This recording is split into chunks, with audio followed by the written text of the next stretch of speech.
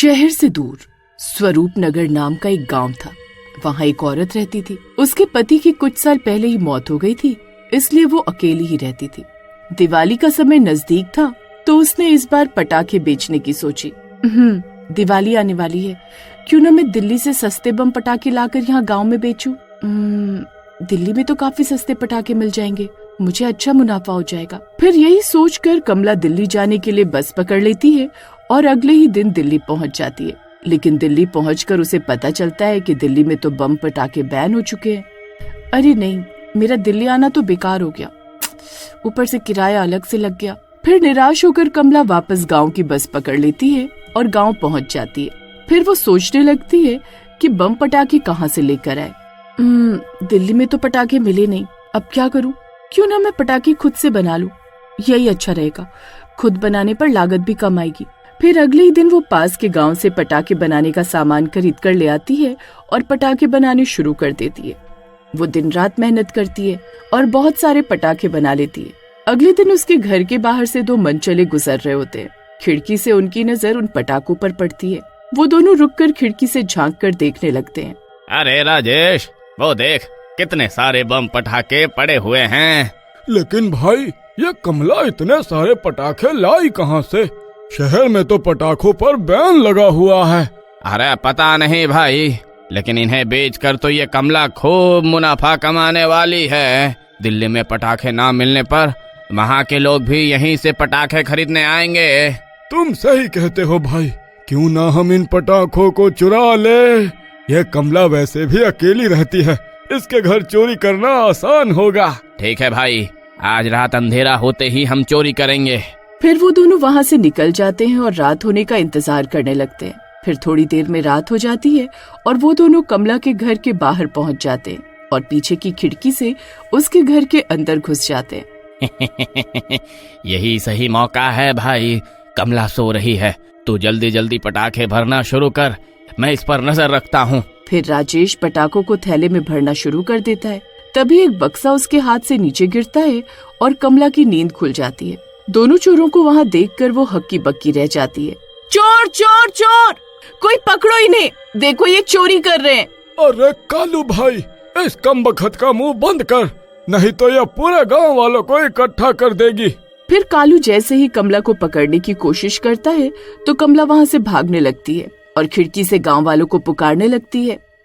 चोर चोर चोर, गांव वालों, अरे गांव वालों मेरी मदद करो, मेरे घर में चोर घुस आए हैं। फिर कमला की चीख पुकार सुनकर गांव वाले अपने अपने घरों से बाहर निकल आते हैं। अरे मर गए रे, अरे राजेश भाई, इसने तो सारे गांव वालों को उठा दिया है, अब हम पकड़े जाएंगे। इसने हमारी शक्ल देख ली है, अरे ये पूरे गांव को हमारे बारे में बता देगी। अरे अगर जिंदा रहेगी तभी तो किसी को हमारे बारे में बता पाएगी ना। फिर राजेश वहाँ पड़े सारे बम पटाखों में आग लगा देता है और वो दोनों पीछे की खिड़की से निकलकर वहाँ से दूर भाग जाते हैं। अरे नहीं, ये क्या किया तुमने?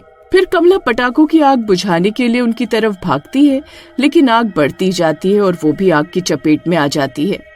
अरे नहीं, कोई बचाओ, बचाओ मुझे, आग इतनी भयानक होती है इसलिए कोई भी गांव वाला उसकी मदद नहीं कर पाता और उसकी मौत हो जाती है। कालू और राजेश दूर खड़े होकर ये सब देख रहे होते हैं। फिर गांव वाले इसे एक हादसा समझ लेते हैं और उसका क्रियाकर्म करके उसके घर के बाहर से ताला लगा देते हैं। फिर एक दिन एक गांव वाला कमला के घर के बाहर से गुजर रहा होता है।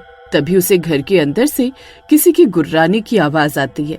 अरे ये कैसी आवाज है? हे भगवान, ये तो उस कमला का घर है, मुझे यहाँ नहीं रुकना चाहिए। फिर वो गांव वाला वहाँ से भाग जाता है। फिर ये डरावनी आवाजें आने का सिलसिला बढ़ता ही जाता है।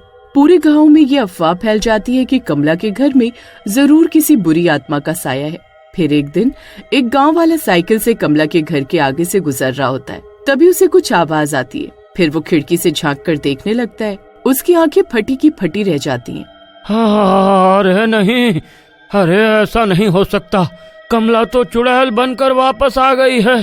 अरे मुझे ये बात सबको बतानी होगी।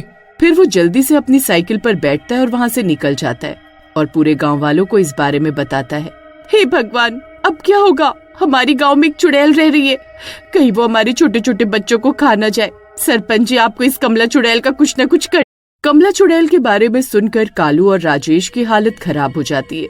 फिर रात होने पर कालू और राजेश डरते डरते कमला के घर के बाहर पहुंच जाते हैं और खिड़की से झांक कर देखते हैं। तभी उनकी आंखें फटी की फटी रह जाती हैं। अंदर एक चुड़ैल पटाखे बना रही होती है। अरे कालू भाई, अरे उस गांव वाले की बात सच थी। अरे जल्दी यहाँ से निकल, अगर उसने हमें देख लिया तो हमारी शामत आ जाएगी। फिर वो दोनों वहाँ से भाग जाते हैं। अरे भागो रे भागो, अपनी अपनी जान बचाकर भागो।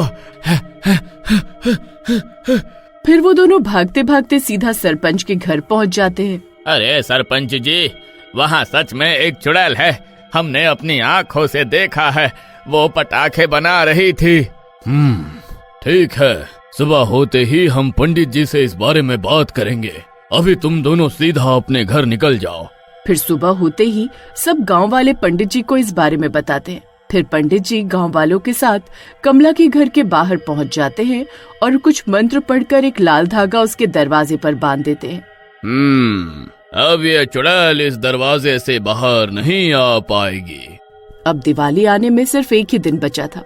पूरे गांव में खुशी का माहौल होता है। वहीं दूसरी तरफ वो चुड़ैल बहुत सारे पटाखे बना चुकी होती है। अब मैंने बहुत सारे पटाखे बना लिए हैं, अब इन्हें बेचने का समय आ गया है। फिर दरवाजा न खुलने पर वो जोर जोर से गुर्राने लगती है। उसकी चीख पूरे गांव में सुनाई देती है। लोग डर जाते हैं। तभी वो चुड़ैल खिड़की से बाहर देखती है तो उसे एक गांव वाला दिखाई देता है। ए गांव वाले, इधर और दरवाजा खोल। उस चुड़ैल को देखकर गांव वाले की हालत खराब हो जाती है। चुड़ैल, अरे भागो रे। अरे इसे क्या हुआ, ये भाग क्यों गया? फिर चुड़ैल को एक औरत दिखाई देती है। वो उसे पुकारने लगती है, लेकिन वो औरत भी उसे देखकर डर जाती है और वहाँ से भागने लगती है। अरे ये सब लोग मुझे देखकर भाग क्यों रहे हैं और ये मुझे चुड़ैल क्यों बोल रहे हैं? फिर वो चुड़ैल घर के अंदर लगे शीशे में खुद को देखती है तो हैरान रह जाती है। उसे उस रात के बारे में सब याद आ जाता है कि कैसे कालू और राजेश ने उसे जलाकर मार डाला था। फिर चुड़ैल दरवाजा जोर जोर से पीटने लगती है।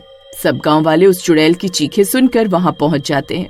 हे भगवान, ये कहीं चुड़ैल दरवाजा तोड़कर बाहर न आ जाए।